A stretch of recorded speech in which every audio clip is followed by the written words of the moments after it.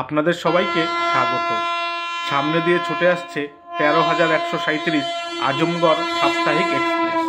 Express ট্রেনটি যাত্রা শুরু করে কলকাতা স্টেশন থেকে এবং যাত্রা শেষ করে উত্তরপ্রদেশের আজমগড় স্টেশনে। এই এক্সপ্রেস ট্রেনটির প্রথম পরিষেবা চালু হয় ২০১৩ সালের ১১ই ফেব্রুয়ারি। আজমগড় এক্সপ্রেস মোট দূরত্ব অতিক্রম করে ৭৯২ কিলোমিটার, আর এই দূরত্ব অতিক্রম করতে মোট সময় নেয় ১৮ ঘন্টা ৪০ মিনিট। এই এক্সপ্রেস ট্রেনটির গড় গতিবেগ ঘন্টায় ৪২ কিলোমিটার।